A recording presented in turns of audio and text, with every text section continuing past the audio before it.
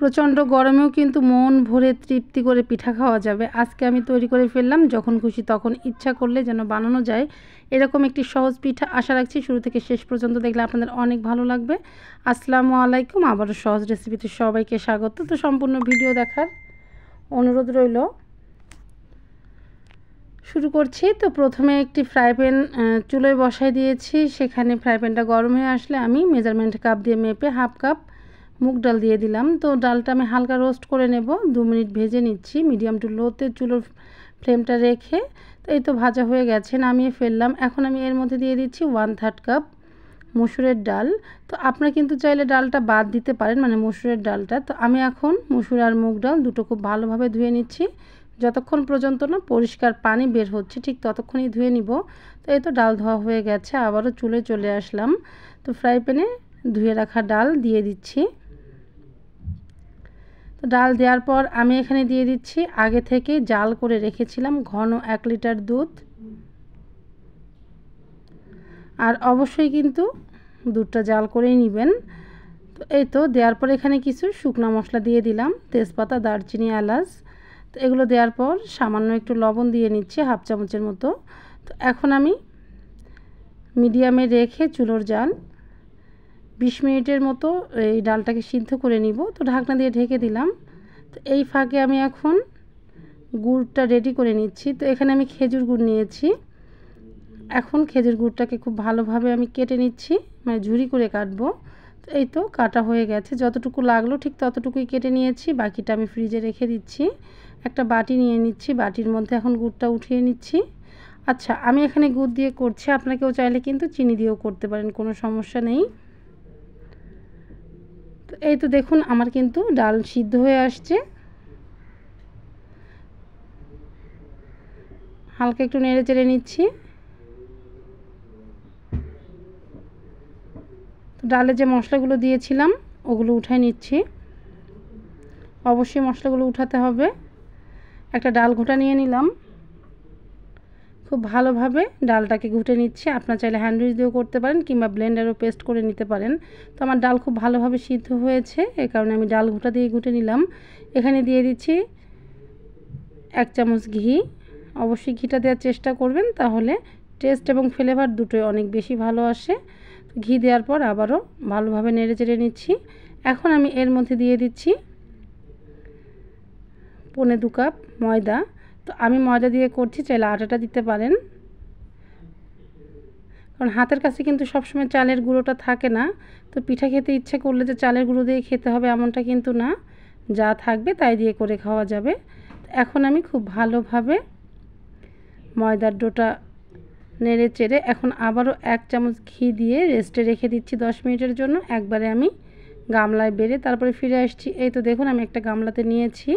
তো এখন এটাকে খুব ভালোভাবে মথে নিতে হবে, একদম সফট করে মথে নিতে হবে।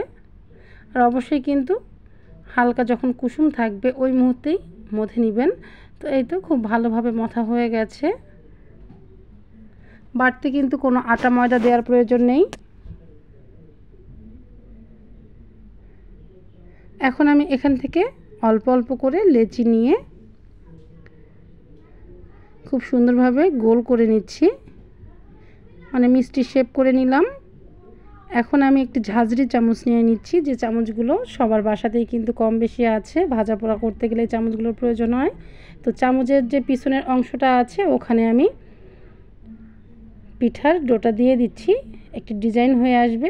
দেখুন কত সুন্দর একটি ডিজাইন তৈরি হয়ে গেল। ঠিক এভাবেই আমি কয়েকটা করে নিব।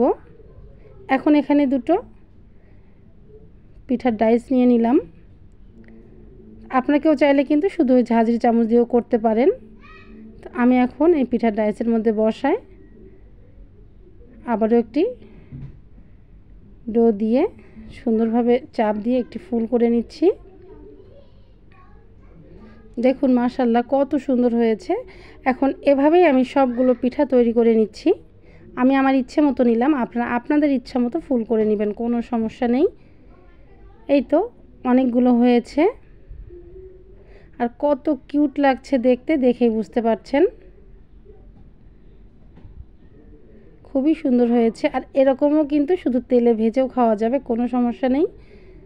অনেক বেশি টেস্ট হয়েছিল। তো আবারও চলে যাচ্ছি চুলোয়, পাতিল বসাই দিলাম, দিয়ে দিচ্ছি 1 বাটি খেজুরের গুড়, তার সঙ্গে 1 বাটি পানি, আর মুখ ফাটিয়ে দিয়ে দিচ্ছি 3টা সাদা এলাচ। আপনারা কেউ চাইলে এখানে গুড়ের বদলে চিনি দিতে পারেন, আবারও বললাম। তো এখন আমি গুড়টাকে 5 থেকে 7 মিনিট বলক ওঠার পর রান্না করে নিব। তো মানে হাতে একটু পিছলা পিছলা হয়ে আসলেই আমি এটাকে নামিয়ে ফেলবো। একবারে থকথকে ঘন করার প্রয়োজন নেই, নামিয়ে ফেলেছি। আবারও চুলোয় একটি ফ্রাই প্যান বসাই দিলাম। ফুল ভিডিও দেখাতে গেলে অনেক বেশি বড় হয়ে যায়, এই কারণে আমি শর্ট করে সব দেখাচ্ছি। তো তেলটা যখন অনেক বেশি গরম হয়ে আসলো তখনই দিয়ে দিচ্ছি। একবারে বেশি গরমেই কিন্তু পিঠাগুলো ছাড়তে হবে, কারণ পিঠাগুলো সিদ্ধ করা, এই কারণে হালকা গরমের প্রয়োজন নাই। আমি চুলোর জালটা একবারে হাই হিটে রেখেই পিঠাগুলোকে ভেজে নিচ্ছি। একটা সুন্দর কালার আসা পর্যন্ত অপেক্ষা করব। এই তো দেখুন আমার কিন্তু খুব সুন্দর কালার চলে আসছে। তো যেগুলো কালার চলে আসছে মানে ভাজা হয়ে গেছে, এখন ওইগুলো এক এক করে আমি রসের মধ্যে দিয়ে নিচ্ছি। আর রসটা কিন্তু অবশ্যই কুসুম গরম রাখতে হবে। এভাবেই আমি সবগুলো পিঠা ছেড়ে দিলাম।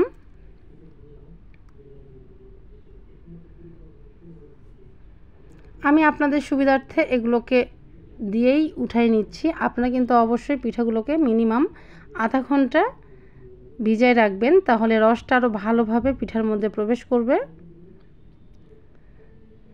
আর কালারটা দেখুন, জাস্ট ওয়াও। আর কত যে মজা হয়েছিল, যখন বানিয়ে খাবেন তখনই বুঝতে পারবেন। মনে হচ্ছিল ছানার মিষ্টি খাচ্ছি, এতটাই টেস্ট। তো এই তো আমি এখন বাটিতে নিয়ে আপনাদেরকে দেখাচ্ছি। তারপরেও কিন্তু আমি যে দিয়েই উঠাই নিলাম, রসটা খুব ভালোভাবেই ঢুকে গেছে। আশা রাখছি বরাবরের মতো আজকের রেসিপি ভালো লেগে থাকলে অবশ্যই পলি কুকিং হোমের সঙ্গেই থাকবেন সবাই। আর দেখুন কত কিউট হয়েছে, পুরোপুরি রস ঢুকে গেছে। আজকের মতো এখানেই শেষ করছি। ভালো লেগে থাকলে লাইক কমেন্ট শেয়ার দিয়ে পাশে থাকার অনুরোধ রইল। ফ্রেন্ডস, বলতেই তো ভুলে গেছি, আমি কিন্তু সবগুলো পিঠা একবারে ভেজে নেইনি।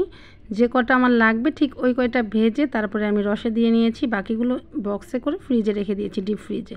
তো এই তো, এতক্ষণ সঙ্গে থাকার জন্য অসংখ্য ধন্যবাদ। ভালো থাকবেন সবাই, অবশ্যই বানিয়ে খাবেন। আল্লাহ হাফেজ।